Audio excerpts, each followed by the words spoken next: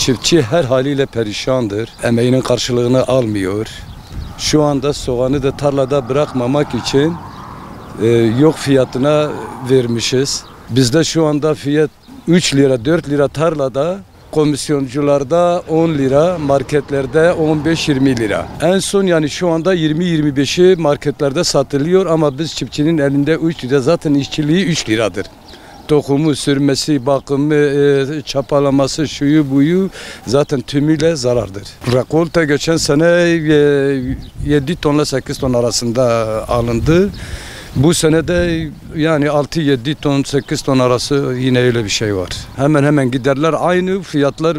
Geçen sene daha pahalıya sattık. Yani tarlada 7-8 liraya sattığımız ürünü bu sene 3-4 liraya satıyoruz. İhracat olmadığından dolayı maliyeti de yüksek olduğundan dolayı çiftçi zararda. Soğanın desteği yok. Devlet vermiyor. İstiyoruz, tabii ki istiyoruz. Pek fazla yaygın değil Mardin'de. Yani ben ve benim gibi ancak 10 çiftçi böyle 20 dönüm 30 dönüm ekiyor. Çünkü satılmadığı için çiftçi yine kendini perişan etsin. Toprak verimlidir. Tam bu hasılata da uygundur. Cenaplardan geliyoruz. Bura memlekette işler az olduğu için ta 100-150 kilometre yol gelip Mardin'e mecburiyetten soğan topluyoruz. Memleketimizde işler azdır. Sabah ezanıyla birlikte kalkıyoruz hemen hemen.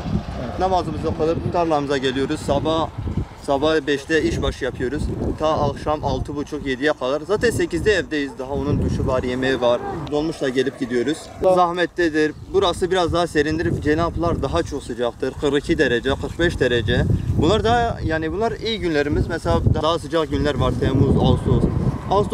Ağustos ayında çapa var. Yani biz devamlı olarak tarım işçisiyiz. Yaz kış çalışıyoruz. Patatese de gidiyoruz, çapaya da gidiyoruz. En çok bulduğumuz sıcak cenaplardır. 48 dereceye kadar çıkıyor. Elhamdülillah ekmek parasıdır, gömye çıkıyor. Yani iş aramak isteyen her yerde iş bulur abi. Her konuda iş bulur yani. İnsan mecbur kalmadıkça yani kötü yola düşmez ama ekmek parası işte. Bu tarla işte zordur ama paramızı çıkartıyor. Her yıl Derike'ye de gidiyoruz.